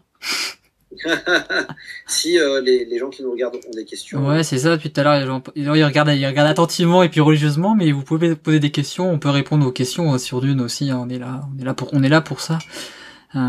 Certes, mais c'est vraiment une bonne nouvelle que tu me dis là, du coup, d'avoir un film qui soit centré sur d'autres personnages, du coup. Ça va donner une autre vision, je pense, et puis mettre en avant des personnages qui sont un peu moins connus. Ah bah alors Dune, si tu sais pas ce que c'est, on en a parlé tout à l'heure, c'est un gros roman de science-fiction, allez, moi je mettrais les 3 gros romans de science-fiction qui existent, avec Fondation, et puis qu'est-ce que je mettrais en troisième, qui serait sympa? Qu'est-ce que tu mettrais en troisième, Lloyd, du coup? Oula, moi, il y a quoi dans mon... Alors, dans mon top pour un SF, ça va être intéressant de les noter. Ouais. Il y a 1984, évidemment, Ouais. de George Orwell, Le meilleur des mondes d'Aldous Huxley, Dune de Frank Herbert. Voilà. La main gauche de la nuit d'Ursula Le Guin. Ok, je connais pas celui-là. Je te recommande très très chaudement Ursula Le Guin. Je vais noter du qui est la coup. plus grande autrice de science-fiction. Elle a écrit Les Contes de Terre et Mer en fantasy, qui a été adapté par Goro Miyazaki et les studios Ghibli. Mais elle a surtout fait de la science-fiction avec le cycle de 1. Et elle a écrit 2 romans qui sont exceptionnels. La main gauche de la nuit et Les Dépossédés. Ah, Les Dépossédés, je connais, on m'en a déjà parlé. C'est vraiment à lire. C'est génial. Ouais, je connais pas du tout. Ursula Le Guin, clairement, dans le top 5, je la mettrais, moi, quand même. Ouais, je la mettrais. La main gauche de la nuit, ça a été un véritable choc. Et c'est une très, très grande autrice. Évidemment, il y a Fondation, il y a Hyperion, de Dan Simmons. Moi, j'ajouterais pas d'autres Enfin, ça, c'est des classiques. Hein. C'est pour ça que c'est aussi des livres qu'on peut offrir, parce que c'est des livres qui permettent de découvrir ce genre-là. Après, il y a des choses, moi, que j'aime bien, qui sont moins connues du grand public. J'adore Ian M. Banks, avec le cycle de la culture, je trouve ça exceptionnel. Et puis en français, il faut aussi lire des français, c'est important. J'adore Catherine Dufour, Le goût de l'immortalité. Alain Damasio, évidemment, avec La Horde du Contrevent et les Furtifs. Pierre Bordage, avec Les Guerriers du Silence. En bref, j'ai fait un peu une longue liste à l'après-vert. Mais en tout cas, dans les romans anglo-saxons, Dune est dans le top 5 sans problème. Ouais, j'avais fait une liste, moi, de 20 romans à lire de science-fiction. D'ailleurs, on nous pose une question dans le chat, on dit Lloyd, il fait quoi comme boulot? Il est écrivain? Non, alors presque. Je suis journaliste. Je suis journaliste freelance. J'écris pour le magazine Le Point et plus précisément pour Le Point Pop, la partie pop du Point. Mais moi, surtout, là, j'anime un podcast en indépendant qui s'appelle C'est plus que de l'ASF. C'est un podcast qui a lieu toutes les semaines, qui analyse un classique de l'ASF avec un invité. Et j'ai récemment dirigé un beau livre sur Dune. Donc il y a eu Dune le MOOC et là va sortir bientôt Tout sur Dune le 9 septembre prochain. Donc j'ai co-dirigé 2 ouvrages qui analysent Dune. C'est vrai, j'y pense, on est rentré tout de suite dans le vif du sujet, on n'a pas fait les présentations au début de l'épisode. Je fais toujours ça d'habitude, et puis on était bien parti pour discuter, et on n'a pas fait les présentations. On a été emporté par le désert d'Arrakis. Ah ouais, on était emporté par le désert d'Arrakis, la discussion qui partait vraiment bien, tranquillement, le chill. C'est comme si on était à côté, même si on l'est pas vraiment, et puis on est parti dedans. Ouais, c'est cool. T'as cité pas mal d'œuvres que je connais pas. Donc ça c'est cool, je les ai notés du coup. Mais Ursula Le Guin, ouais, je connais pas. Hyperion, par contre, la dernière fois dans un épisode de podcast avec un autre ami qui était auteur, on a discuté, il m'a dit qu'il avait pas du tout aimé. Ouais, c'est pas voilà. En fait, c'est une œuvre. Moi, j'adore Hyperion, mais c'est vrai que d'un point de vue littéraire, c'est pas si évident que ça. C'est assez froid. Moi, je me rappelle d'avoir lu ça. Moi, j'avais trouvé ça génial, mais je trouvais ça très t'es pas dans t'es dans des romans un peu à l'ancienne avec une écriture très efficace, un peu froid. Ça me fait penser à Dune, moi, Hyperion, dans le style littéraire. Il faudrait que je relise. Qu'on m'avait dit, c'était très technique. En fait, c'était beaucoup sur la description du fonctionnement des mines, des vaisseaux et tout ça. Ouais. Mais en tout cas, je te recommande sur le podcast. Moi, j'ai fait 2 épisodes un sur La main gauche de la nuit et un autre sur Les Dépossédés d'Ursula Le Guin. C'est avec David Meulmans, qui est le spécialiste de Le Guin en France. Et je te recommande d'écouter parce que ça te fait comprendre pourquoi cette autrice elle est aussi géniale et qu'elle est aussi importante puisqu'elle a été découverte. En fait, il y a eu 3 œuvres qui ont été dévorées par les étudiants dans les universités américaines et qui sont devenues la contre-culture, quoi, qui était à la mode. Il y a eu Le Seigneur des Anneaux, qui a été vraiment redécouvert dans les universités dans les années 60. Il y a eu donc Dune, et puis il y a eu aussi Les Contes de Terre et Mer qui étaient à ce moment-là. Il y a eu Le Guin qui est apparu au même moment. Et du coup, c'est des œuvres qui sont vraiment qu'il faut lire, quoi. Puis c'est intéressant parce qu'il y a eu là en ce moment, il y a eu pendant des années, hein, c'était difficile pour les femmes d'écrire de la science-fiction aux États-Unis et dans les pays anglo-saxons. Et là, il y a une espèce d'âge d'or des autrices depuis une vingtaine d'années qui est très intéressant. Il y a des plumes qui sont vraiment top et qu'il faut lire. Donc ça, c'est bien de voir que la science-fiction aux États-Unis arrive vraiment à se renouveler et à faire apparaître d'autres types de personnes, d'autres types d'autrices et d'auteurs. Donc c'est bien, ça bouge, c'est un genre qui est vivant. Ça, mais ça c'est vraiment cool. Et du coup, je me demandais où est-ce que j'avais entendu parler des dépossédés. Bah oui, je les ai entendu parler avec David Mullmans, du coup. Voilà. Voilà, j'ai entendu ça. Parce que j'avais eu la chance de le rencontrer pour son atelier de DraftQuest et puis qui faisait. C'était un gars super. Et du coup, oui, j'avais écouté l'épisode d'ailleurs sur. J'avais découvert. Du coup, je pense qu'elle doit être dans ma liste de livres de SF. C'est super. Alors là, je crois que c'est La Main gauche de la nuit qui ressort dans une version collector, comme Dune est sortie dans une version collector chez Robert Laffont. Ok. Il va y avoir une préface de Catherine Dufour et de Stéphanie Nico. Ouais, et donc cette version collector de La Main gauche, elle sort pour la rentrée, je crois, ou octobre. Ok. Et ça peut être une bonne occasion de redécouvrir ce livre. Effectivement, c'est pour les amoureux de lecture et de SF, je pense que ça peut être une super idée, quoi. Bah du coup, je pense qu'on peut passer à la dernière question de cette première partie. Je pense qu'on a pas mal fait le tour. Et du coup, la dernière question, ça serait comment vois-tu l'importance de Dune dans son univers, de son univers dans le milieu de la SF et de notre propre société, dans le futur, en tout cas, bien sûr. Dans le milieu de la SF, c'est évident. Dune est une des œuvres les plus populaires. En France, elle s'est vendue à plus de 2,4 millions d'exemplaires. On dit qu'il y a 20 millions de romans Dune qui ont été vendus. C'est clairement un classique, voilà, du genre. C'est une œuvre qui se vend toujours autant et qui est toujours aussi incontournable. Donc à ce niveau-là, Dune fait partie des jalons. Et quand on veut commencer la SF, qu'on commence à découvrir le genre, on va vers Dune tôt ou tard. Donc pour moi, Dune est ça fait partie des classiques qui a inspiré d'autres auteurs. Hein. Je pense à des gens qui vraiment se revendiquent leur amour pour Dune. Des gens comme Brandon Sanderson. Il y a des gens comme Pierre Bordage aussi qui sont fans. George R. Martin s'est beaucoup inspiré de Dune pour Game of Thrones. À partir du Messie de Dune, il y a des tueurs multivisages. Voilà, donc ça fait penser aux tueurs sans visage de Game of Thrones.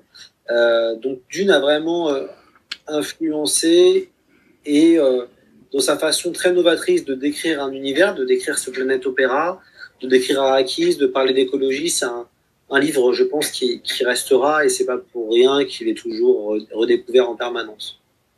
Donc voilà, Dune dans l'univers SF, ça fait partie des piliers. Après, Dune dans la société, c'est très compliqué de voir si c'est pas évident hein, de savoir si fondamentalement un roman peut influencer ou pas une société. C'est fascinant comme question. Alors je pense que oui, ça peut infuser. Et du coup, quand tu as une œuvre qui est lue par des millions de personnes, évidemment, il y a quelque chose qui reste. Et évidemment, ça infuse une idée. Et puis ce qui est rigolo, c'est qu'on se rend compte que plein de patrons de la Silicon Valley sont des amateurs de SF, lisent beaucoup de SF et veulent inventer ou créer des choses qu'ils ont lues ou qu'ils ont vues quand ils étaient enfants. Et il y a tout un côté très science-fictif. Donc c'est ça qui me fait dire que peut-être il est possible de créer des choses, que la SF influe dans la société, parce que quand on est face à des décideurs, je pense à quelqu'un comme Elon Musk, qui est un grand fan de SF. Elon Musk, il a lu Dune, il a lu Fondation, c'est quelqu'un qui aime la SF.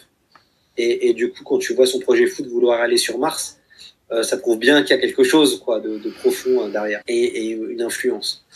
Donc la vraie question, c'est de savoir, enfin, derrière cette question-là, je me dirais, est-ce que la science-fiction influe dans la société? En tout cas, l'imaginaire science-fictif est omniprésent maintenant. Il a souvent été présent dans notre société et elle continue de faire rêver. Et ça, c'est fascinant. Là, on redécouvre un peu le voyage spatial depuis les différentes opérations et événements qui ont eu lieu dans l'espace avec Thomas Pesquet. Enfin, c'est marrant de voir que Thomas Pesquet est devenu une superstar chez nous. C'est ça. Donc, on commence à rêver encore là, de l'espace. Il y a une espèce de revival. Rêver plus loin, rêver plus grand, quitter notre planète polluée pour peut-être aller coloniser d'autres mondes qui n'ont pas été pollués et qui méritent peut-être pas aussi bien, mais qui méritent quelque chose aussi. Donc ça, c'est voilà. Moi, je pense que la SF, ça influe dans notre société. En tout cas, ça participe à poser des questions. Il y a des jalons et c'est pas étonnant qu'il y a des mots qui ont été inventés dans des romans de SF qui se retrouvent dans la vie courante. Le meilleur exemple, c'est 1984 avec la novlangue, ou même les Music Brothers, qui ont réussi à rentrer dans le monde courant. Donc ça veut quand même dire que voilà, c'est des œuvres qui ont un impact et qui font réfléchir les gens sur leur présent. Ah, cool. Bon, en tout cas, merci pour tes réponses. Et du coup, on a fini cette première partie. Du coup, on va passer à la partie 2. Du coup, maintenant, je voudrais te poser une question, du coup, les questions un peu plus personnelles, les questions un peu plus sympathiques. Est-ce que tu aurais une citation qui te représente, peut-être en rapport avec Dune, peut-être en rapport avec toi ou avec ton activité? Bah ouais, je vais lire je vais dire ma citation préférée qui est liée à Dune, qui est évidemment une citation de Dune. C'est: je ne connaîtrai pas la peur, car la peur tue l'esprit. La peur est la petite mort qui conduit à l'oblitération totale. J'affronterai ma peur, je lui permettrai de passer sur moi, au travers de moi, et lorsqu'elle sera passée, je tournerai mon œil intérieur sur son chemin, et là où elle sera passée, il n'y aura plus rien que moi. C'est profond comme citation, c'est vraiment, moi je l'adore, et quand je l'ai découvert la première fois, j'ai vraiment été surpris, quoi. Surpris par la profondeur de la phrase, quoi. Parce elle renvoie beaucoup d'éléments, quoi. Ouais. Pour moi, c'est vraiment devenu un gimmick. Ouais. Si j'ai peur de faire quelque chose, parce que avoir peur, c'est tout à fait normal. Le dénigrement, c'est tout à fait normal. Après, le dénigrement peut être plus fort chez les uns et chez les autres, mais il y a quand même l'appréhension, la peur, ça fait partie de la vie. Et c'est vrai que souvent, maintenant, je me dis, la peur tue l'esprit. Pour essayer de tout de suite désamorcer la pensée qui dit que c'est pas possible, ou tu vas te dire, ah non, j'ose pas, ou je vais me dénigrer. C'est pas intéressant. D'ailleurs, ça me fait penser à chaque début de chapitre. Ce qui est vraiment cool, c'est qu'on a un extrait de journal avec une petite phrase, une petite citation, une petite mise en contexte du chapitre à venir. Et je trouvais ça vraiment hyper intéressant. Ça fait comme des mini-citations à chaque début de chapitre dans Dune. Je sais pas si dans toutes les éditions, mais en tout cas dans celles que j'ai, moi, il y a ça. Et je trouve que oui, c'est un des premiers romans à avoir utilisé cette technique, qui est d'écrire des courtes introductions au début de chaque chapitre. Et c'était assez novateur, ça, à l'époque. Et dans le roman, en tout cas, c'est la princesse Irulan qui raconte les dits du Muad'Dib. On se rend compte que ce qu'elle raconte, c'est vraiment un récit de propagande, puisque c'est hagiographique, glorieux. Et du coup, ça crée une espèce de dichotomie entre et de mystère, parce qu'on se dit, mais qu'est-ce qu'elle raconte, Irulan, qui est le Muad'Dib, et on assiste à la naissance du Muad'Dib. C'est excellent, ça. Bon, il y a Asgan qui nous dit qu'il y a que les fous qui n'ont pas peur. Bon, je trouve que c'est un peu vrai, hein. C'est vrai. C'est un peu vrai, hein. Je pense que. Il y a que les fous qui n'ont pas peur, ouais. Celui qui me dit qu'il a jamais eu peur dans sa vie, je le croirais pas. Hein. Non, mais après, c'est comme tout, ça veut dire que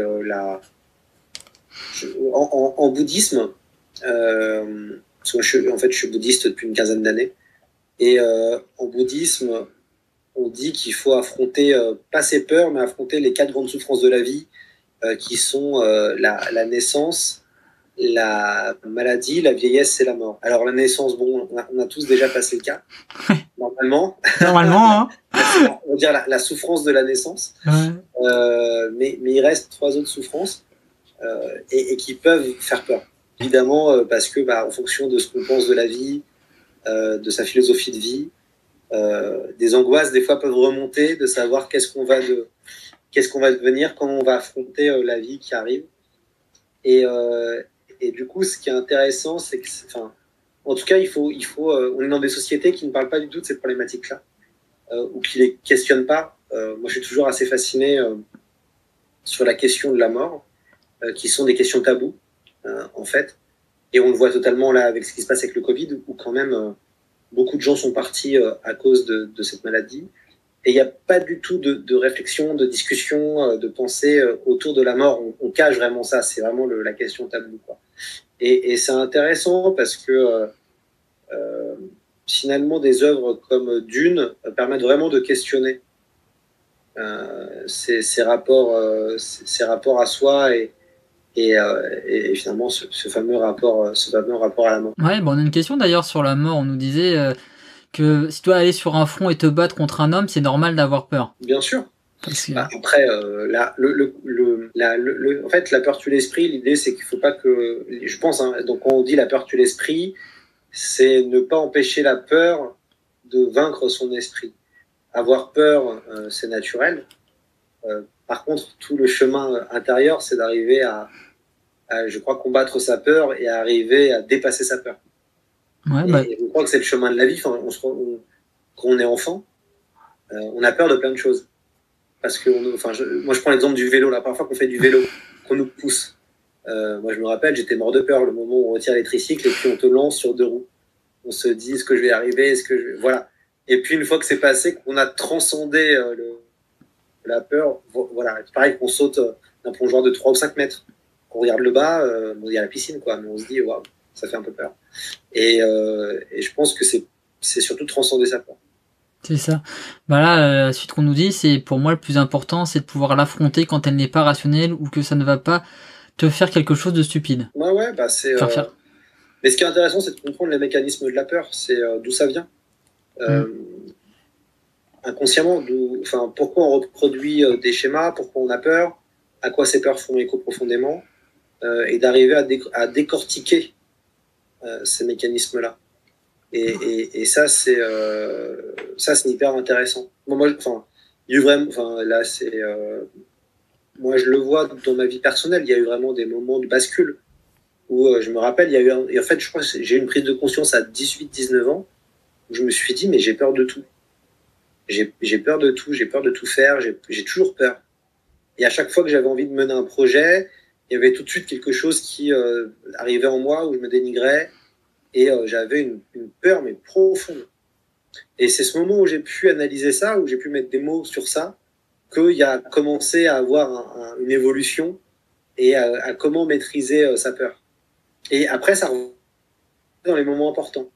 C'est-à-dire que les moments importants dans ma vie où j'allais peut-être soit prendre une décision importante ou j'allais passer à l'action, il y avait cette peur qui revenait d'un coup, et le fait de la reconnaître et de la savoir fait qu'après, bon, bah, tu t'arrives à dépasser. Mais il faut déjà l'identifier. Ouais, bah du coup, on nous dit l'inverse. On nous dit, tu as plus peur quand tu vieillis, tu fais plus attention à certaines choses. Je parle pas spécialement pour moi, mais un exemple que j'ai remarqué, c'est les gens qui sautent de plusieurs mètres quand ils sont gamins et ne font plus quand ils grandissent.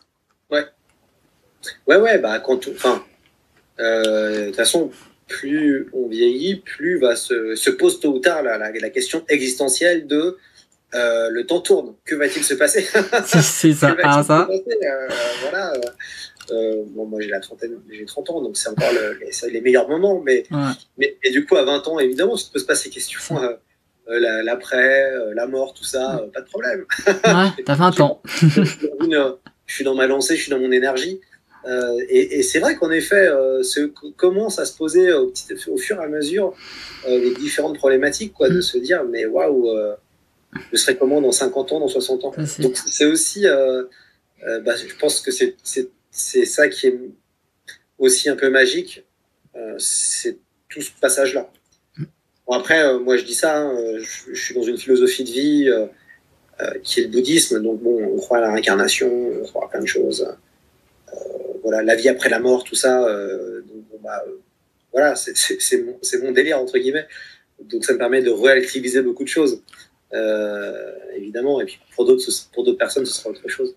Mais en tout cas, ce qui est intéressant sur la peur, c'est quand j'ai lancé ce fameux projet, ce MOOC Dune, c'est vrai que moi, à la base, c'était vraiment un pari parce que j'étais journaliste freelance.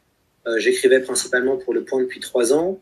Et je suis allé voir des éditeurs et je leur ai dit, je veux faire ce projet-là. Donc, il y a eu cette idée un peu folle de faire un beau livre, de réunir 60 personnes, de faire un financement participatif. Et on m'a suivi. Et du coup, c'était vraiment intéressant parce que jusqu'au bout, j'étais pas sûr que ça allait se faire.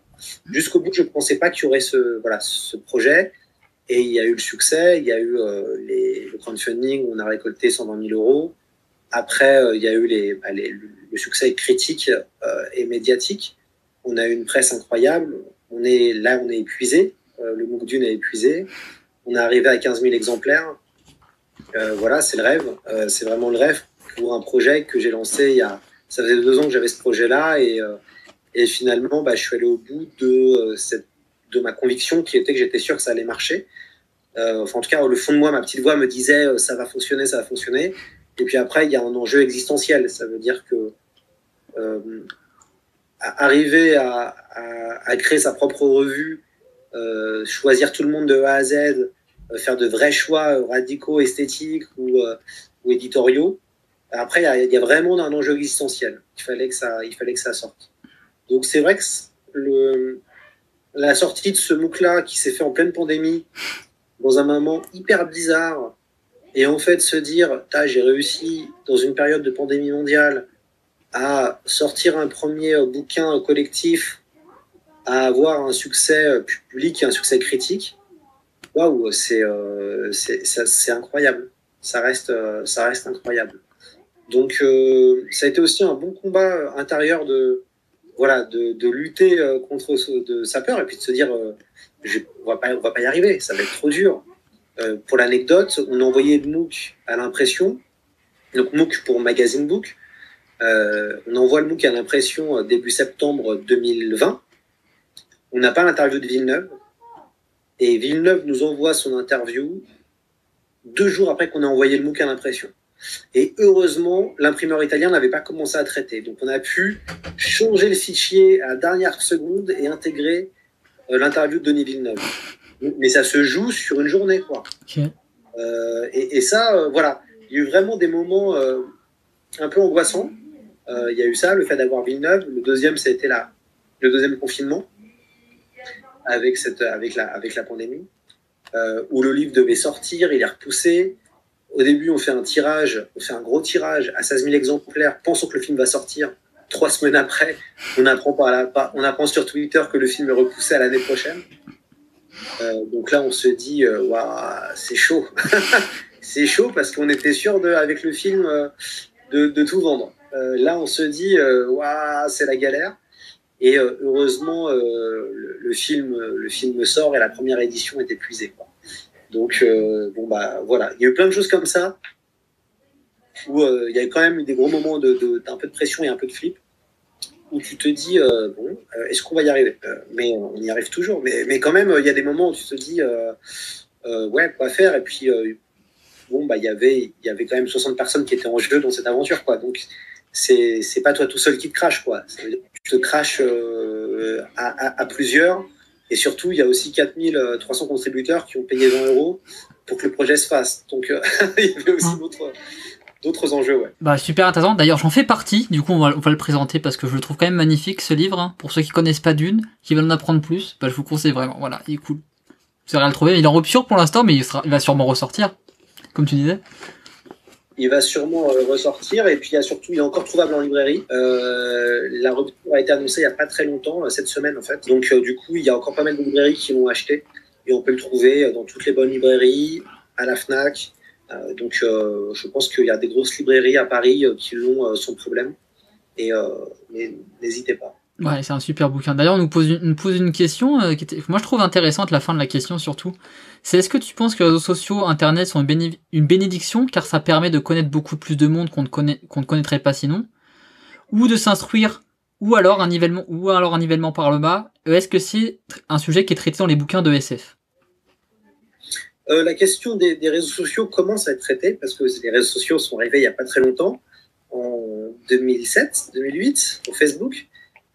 Donc, il y avait déjà des auteurs de SF qui avaient anticipé des formes de réseaux sociaux, des formes où les gens étaient connectés et pouvaient se parler ensemble, mais frontalement la question des réseaux sociaux commence tout juste à être traitée, notamment avec des œuvres comme Les Furtifs, qui sont plutôt une critique de l'utilisation du numérique en permanence qui permet d'être fliqué. Donc Les Furtifs d'Alain Damasio, qui évoque quand même ça plutôt bien et qui pose une vraie question sur la furtivité dans un tout numérique et que je trouve passionnant. Pour moi, les réseaux sociaux, il y a deux choses, enfin il y a plusieurs choses. Déjà, c'est de la communication. Il faut jamais oublier un truc, quand c'est gratuit, c'est toi le produit. Et les réseaux sociaux, c'est gratuit. Donc on est tous des produits. On est tous des produits et les réseaux sociaux permettent de se faire connaître et de vendre des choses. Enfin, moi, je me suis fait connaître grâce aux réseaux sociaux et c'est ce qui a permis d'arriver à financer, par exemple, mon objet sur Dune. Donc à ce niveau-là, les réseaux sociaux, voilà, ça fait du business quand même. Il y a tout un côté super qui est les rencontres. Moi, j'ai pu aussi rencontrer plein de gens, notamment grâce au podcast et sur Twitter, de gens des auditeurs que je vois de temps en temps dehors. Donc c'est hyper agréable de rencontrer aussi des gens. Et puis il y a le côté hyper néfaste qui montre évidemment le mauvais côté de chez nous, de l'âme humaine. Et on retrouve plein de choses terribles qui est le harcèlement, qui sont aussi le changement de prisme de la société. C'est-à-dire que quand on regarde Instagram, moi je suis fasciné par l'instagramisation du monde et l'instagramisation du corps. C'est-à-dire qu'on se retrouve face à des gens qui veulent avoir le même corps que leur influenceur ou leur influenceuse préférée. Donc ça, c'est hyper intéressant. Quand on voit les photos Instagram un peu partout, que maintenant les gens les filtrent, tout ça, ça pose de vraies questions. Et il y aura un impact, mais c'est évident, et on le voit déjà. Donc, les réseaux sociaux, c'est aussi, enfin moi je le vois, comment des gens peuvent être impactés. Par exemple, ça veut dire que, concrètement, quand tu es harcelé par des trolls, c'est terrible, quoi. Tu as des milliers de personnes qui t'envoient des messages d'insultes. À tort ou à raison d'ailleurs, mais je pense que c'est toujours à tort, même si la personne peut-être mérite de se faire insulter par des milliers de personnes. Le harcèlement n'est pas du tout la solution. Mais voilà, on voit qu'il y a des choses terribles qui se passent et souvent on reproduit des schémas de la société. Il y a notamment pas mal de femmes qui se plaignent d'être harcelées sur les réseaux sociaux. Donc c'est comme tout, c'est un outil qui peut être exceptionnel et puis qui peut être terrible. Donc tout dépend comment on l'utilise. Mais quand même, ça reste aussi un grand outil pour nous pas pour nous tracer, mais pour nous connaître en tant que consommateur et en tant qu'algorithme, tout simplement. Et des fois, c'est assez flippant. C'est assez flippant quand on voit que, quand on voit que des choses qu'on a peut-être fait, avec qui on a parlé, des choses qu'on a vues sur Facebook, qu'on a discuté avec des gens, qu'on le retrouve dans nos recommandations après Amazon ou dans les pubs ciblées, ça pose de vraies questions, quoi. On se dit, ah ouais. Donc, non, sur les réseaux sociaux, ouais, c'est un peu ça la vision que j'en ai. Mais moi, j'ai une vie, moi, je suis has-been parce que j'ai une vision très web des années 90. Le web, c'est une utopie. On peut tous se parler. Moi, par exemple, j'ai jamais bloqué quelqu'un. Ok. J'ai jamais bloqué personne sur les réseaux sociaux parce que c'est contre ma vision que j'ai du web. Pour moi, alors après, j'ai jamais été harcelé par des gens, je me suis jamais fait insulter ou très peu, donc je me retrouve pas dans une situation qui m'oblige à fermer mon compte ou à bloquer des gens. Mais par principe, je refuse vraiment de le faire parce que pour garder au maximum cette vision du web que j'avais, en me disant que c'est un espace de liberté incroyable, un espace d'échange incroyable, mais ça peut être aussi un espace d'oppression incroyable. Mmh. Ouais, pour bloquer, moi j'ai pas bloqué beaucoup de gens, mais j'ai bloqué surtout les spammers. Les spammers parce qu'ils sont fatigants, quoi. Les spammers H24, ça c'est rédhibitoire, ça. Et c'est drôle parce que du coup c'est à double tranchant. Moi tu parlais des réseaux sociaux, il y a l'aspect où moi je parle au téléphone avec un ami et après j'ai une suggestion d'Amazon pour me dire d'acheter le produit de lequel j'avais parlé. Ça je trouve ça assez horrible. Mais de l'autre côté, il y a les réseaux sociaux où je t'ai rencontré grâce à Twitter. Grâce au Twitter, grâce au podcast, et j'ai fait ta rencontre grâce à ça, et aujourd'hui on fait un podcast, on est sur Twitch, grâce aux réseaux sociaux. il y aurait pas ça, on n'aurait jamais fait cette rencontre, on n'aurait jamais fait cet épisode, on n'aurait jamais discuté aujourd'hui, quoi. C'est ça. C'est la magie pour moi, c'est la magie du web et du numérique, c'est que ça a été un espace de rencontre qui continue à être exceptionnel. Voilà. Par contre, moi, j'entends totalement les gens qui veulent se déconnecter des réseaux sociaux. Voilà. Parce que c'est addictif. Hein. Moi, je le vois avec mes 2 comptes. C'est plus que de la SF et la Chérie. En l'espace de 2 ans, je suis devenu addict sur les réseaux sociaux. Je passe des heures dessus. Et là, je commence à me dire et à mettre en place des choses pour passer moins de temps et passer plus de temps à lire des livres. Par exemple, au lieu d'aller voir qu'est-ce qui se passe sur Twitter. Donc voilà, il y a aussi des moments de sevrage parce que à force, de toute façon, il ne faut pas se voiler la face. C'est conçu pour ça. C'est-à-dire qu'il y a des gens qui ont été très très bien payés pour te pousser à rester le plus longtemps possible dessus. Donc ces gens-là ont fait un super boulot. Et ça fonctionne bien. Donc après, c'est à soi de se contrôler. Et par exemple, j'arrive encore, moi, au cinéma, à couper mon portable. Voilà, c'est l'objectif mais c'est ce que je fais maintenant, quoi. Je sais que le cinéma, c'est un truc que j'ai gardé jusqu'au bout. Bon, je vais couper mon portable. Je le ferme et je reste concentré pendant 2 heures. Donc ça me fait du bien d'aller au cinéma parce que ça permet vraiment de couper et de me concentrer. Et je pense que je devrais faire ça plus souvent. Voilà. Ah, moi je fais la même. Il y a un truc aussi, c'est qu'on est tellement connecté que quand on est avec des gens en face à face, on est plus sur son portable qu'avec les gens. Donc moi, ma règle, c'est que si on est en face, si on est en train de discuter en réel, tout le monde coupe son téléphone, sinon ça sert à rien. On reste chez soi et on se parle par téléphone, ça sera la même chose, quoi. Ça c'est vrai que moi j'ai adopté parce que je pense qu'on est justement trop déconnecté. On est trop connecté plutôt, trop connecté. Et du coup, faut se mettre des périodes, comme tu dis, de déconnexion de temps en temps et c'est hyper important. Sinon on peut plus après. On fait une overdose. Et ce qui est bien, c'est qu'on est parti d'une simple citation pour arriver jusque-là, c'est comme quoi. Ouais, c'est chouette. C'est chouette. C'est chouette, c'est intéressant, c'est la discussion qui emmène un peu partout. Bah, c'est le but, c'était d'avoir une discussion, c'était ça l'objectif. Et d'ailleurs, maintenant, moi, j'ai envie de te poser une question un petit peu piège. Du coup, quel est ton auteur favori? Bah, j'ai pas de, enfin, c'est compliqué, c'est comme la question des réalisateurs, c'est qui ton réalisateur préféré? J'ai pas de réalisateur, j'ai des réalisateurs. Mon auteur préféré, c'est dur, c'est vraiment pas évident. Ah oui, surtout qu'on parle d'un livre, hein.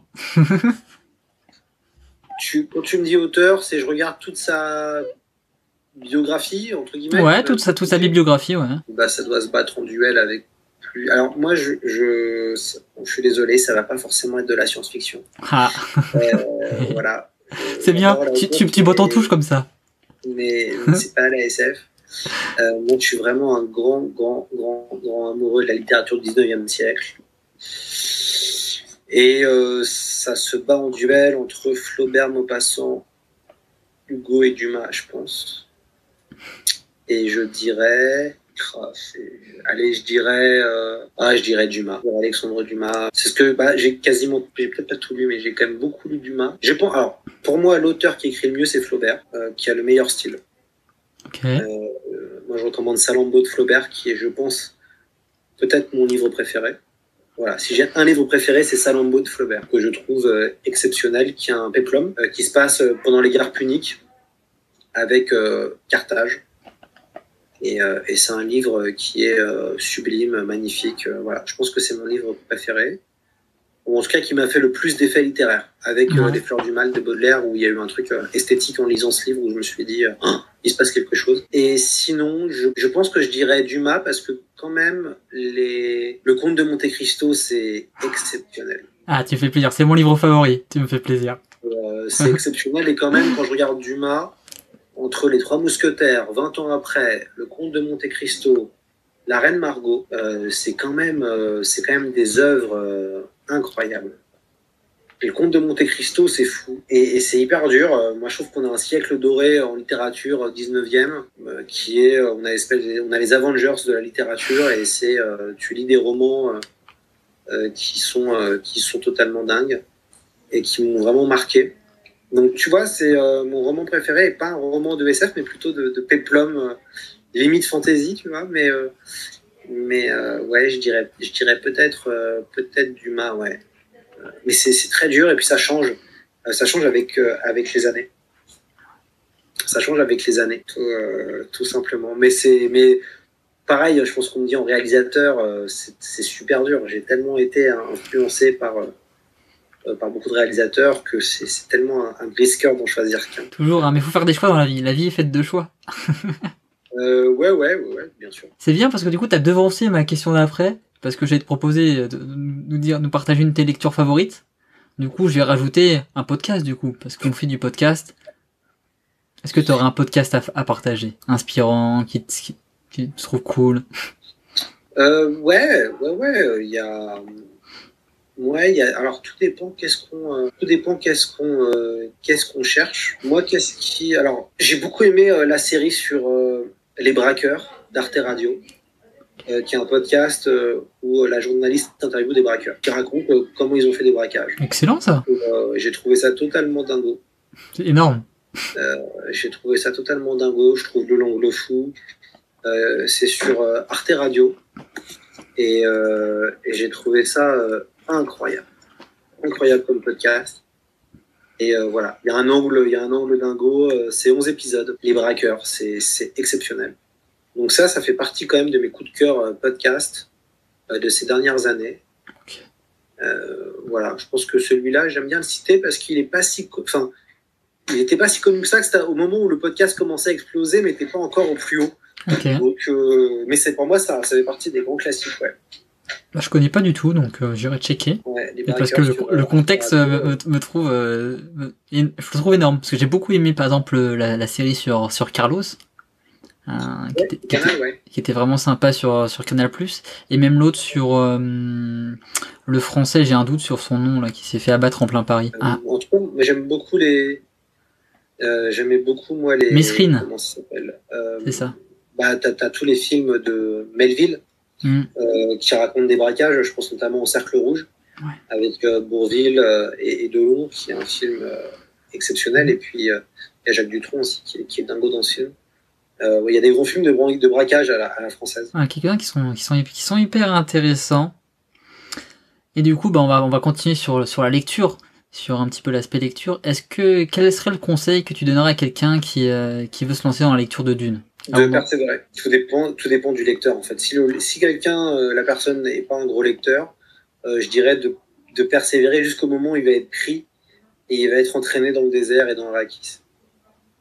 Donc moi, je dirais il faut persévérer parce qu'au début, Dune, on peut se dire ça bouge pas, il n'y a pas d'action, je comprends pas.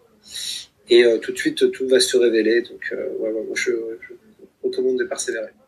Ouais, moi, je suis totalement d'accord, parce que je pense on a discuté au début de l'épisode, justement, c'est qu'il y a une grande mise en place pour expliquer tout le contexte entre la religion, entre la société, les rivalités. Il y a une grosse mise en place qui dure, un quart du premier roman, un tiers du premier roman, qui est vraiment une grosse mise en place, qui peut rebuter le lecteur. Mais une fois que tu as passé ce stade, ça devient vraiment hyper intéressant. Quand tu arrives dans le désert, ça devient prenant, il y a de l'action, il y a des intrigues, c'est vraiment un roman qui prend toute son ampleur. Il monte crescendo. Je trouve qu'il monte il commence très faible, et après il monte et ça s'amplifie de plus en plus, et c'est là que ça devient intéressant, et que on est pris dedans, quand on est pris par le désert. Ouais, tout à fait. Non, tout à fait. C'est un peu, j'aime bien moi l'image du labyrinthe dans Dune. Ça veut dire que et de la spirale. Ça veut dire que petit à petit, on commence à s'engouffrer dans la spirale, et puis on va au fur et à mesure tout au bout, tout au fond, quoi. C'est ça. Du coup, maintenant, on parle de Dune. C'est quoi ton prochain défi avec Dune ou la SF? Mon prochain défi, ça va être de survivre aux prochaines semaines, puisque du coup, quand même, c'est intense. La semaine prochaine, on va présenter le site internet du podcast, c'est plus que de la SF. On présente après, vendredi, tout sur Dune. Il y a l'avant-première avec Denis Villeneuve le 6 septembre. En tout cas, voilà, donc ça va être dingue. Il y a aussi tout le Dune Tour qui va être mis en place. Il y a une tournée Dune où je vais faire pas mal de choses dans les cinémas, dans les librairies. Je suis en train de préparer un festival Dune le 18-19 septembre. Il va y avoir des masterclass, il va y avoir des projections. Ce sera dans un cinéma parisien, et je pense que ça va être assez énorme, avec pas mal de gens. Donc j'ai vraiment hâte de pouvoir l'annoncer et de le présenter. Et puis le prochain objectif, c'est de faire un autre MOOC. Voilà, donc Je pense que je referai un crowdfunding, une partie de l'équipe et puis des nouvelles têtes. Il y aura un nouveau sujet, des nouveaux artistes, d'avoir la même ambition, de faire encore un ouvrage de 256 pages qui analyse un classique littéraire de la SF avec ses adaptations au fur et à mesure ou pas. Donc voilà, il y a plusieurs thématiques qui se jouent. Il y a évidemment un intérêt pour Asimov. Il y a aussi un intérêt ça serait cool, ça j'adorerais ça. Il y aurait ouais, on y pense. Il y a aussi un intérêt pour Blade Runner, parce qu'il y a quand même des choses à dire entre Philippe K. Dick, entre Ridley Scott, entre Denis Villeneuve. On a quand même trois visions quand même très différentes d'un seul texte. Donc ça, je trouve ça intéressant aussi. Et puis après, moi j'adorerais faire un MOOC Star Trek, mais bon, là on entre dans la zone danger. La zone danger, la zone rouge là. mais ouais, ça me plairait bien de continuer à analyser soit des grands auteurs, soit des grands textes du genre. Ah mais Philippe K. Dick ou Asimov, moi je suis preneur, hein, les deux, je trouve énorme. Il y a énormément de choses à dire. Hein. Ouais, il faut vraiment arriver à bien angler. C'est pas évident, hein, parce que c'est vrai que Dune, c'était intéressant parce qu'on partait de l'œuvre. J'ai pas fait un MOOC Herbert, j'ai fait un MOOC de Dune. Partir de l'œuvre, c'est pas mal parce que ça permet d'analyser à fond une œuvre et ça permet de fédérer quand on aime vraiment cette œuvre-là. Partir de l'auteur, il faut vraiment que l'auteur ait quelque chose de vaste et de ample à raconter. Asimov, Philippe K. Dick, il n'y a aucun problème. Mais voilà, donc il y a une vraie réflexion sur le prochain. C'est des objets qui coûtent cher à faire, donc comme j'ai dit, à peu près entre 100 à 120 000 euros quand même. Donc c'est de l'argent, c'est des équipes. Et donc, il faut être sûr de son coup. C'est vrai qu'il vaut mieux. Moi, l'objectif, c'est d'arriver maintenant à en vendre à peu près 10 000 par sortie au moins. Donc, parce que la Dune, on a eu c'est quand même incroyable. Ça veut dire qu'il y a un film qui va sortir. On vend 15 000 exemplaires sans le film, mais on a quand même la promo du film qui infuse depuis quand même un an. Le film va arriver. Voilà, je pense qu'avec la deuxième édition du MOOC, ça va continuer à bien marcher. Il y a Tout sur Dune qui va aussi sortir. Bref, voilà, on va arriver à vendre beaucoup d'exemplaires en tout. Et ça, c'est la magie parce qu'il y a un film. Asimov, tu pourras avoir le même effet avec la série peut-être aussi. Tout dépend. Si la série se casse si la série fonctionne. Ça va être chaud. Et je pense que la série, ce sera comme Game of Thrones. Ça veut dire que s'il y a de la hype, c'est pas avant la saison 2 ou 3. Faut être très clair sur ça. Donc voilà quoi. Donc c'est ça le problème aussi. Après, bon, à un moment donné, il faut arrêter de... Finalement, pour qu'un MOOC soit faisable, il faut juste, entre guillemets, arriver à en vendre, en pré-vendre 5000. Il faut arriver à toucher 5000 personnes qui veulent se lancer dans l'aventure, et puis après, tu peux faire un tirage plus conséquent et ouvrir au plus grand nombre. Vraiment, c'est ça qu'il faut faire. Du coup, on a pas mal fait le tour du sujet, je trouve. Est-ce que tu aurais quelque chose à ajouter qu'on n'aurait pas dit? On a été complet. Aux gens qui nous regardent, n'hésitez pas à écouter le podcast C'est plus que de l'ASF, s'ils veulent découvrir des entretiens avec des spécialistes et des auteurs ou des scénaristes sur des classiques du genre. Si vous voulez préparer la sortie de Dune, n'hésitez pas à regarder et à trouver soit Dune le MOOC, soit notre prochain livre Tout sur Dune, donc qui sortira en septembre, le 9 septembre prochain. Et puis sinon, relisez Dune, absolument, avant le film, ce sera encore meilleur. Clairement. Les livres sont toujours meilleurs que les films. J'ai pas beaucoup d'images de films qui ont été meilleurs qu'un livre. J'en ai pas qui viennent en tête là. Meilleur qu'un livre? Oh si, quand même. Je pense que 2001 Odyssée de l'espace, même si le scénario a été écrit, le livre a été écrit pour le film. Je pense que 2001 Odyssée de l'espace, c'est mieux que le livre. Après, est-ce qu'il y a d'autres que je... les adaptations de Kubrick, elles sont souvent... Moi, je préfère le Shining de Kubrick que le Shining de Stephen King, par exemple. Je pense que là, il y a un débat, je pense, là-dessus. Genre. Clairement un débat, puisque Kubrick s'est amusé à faire chier Stephen King.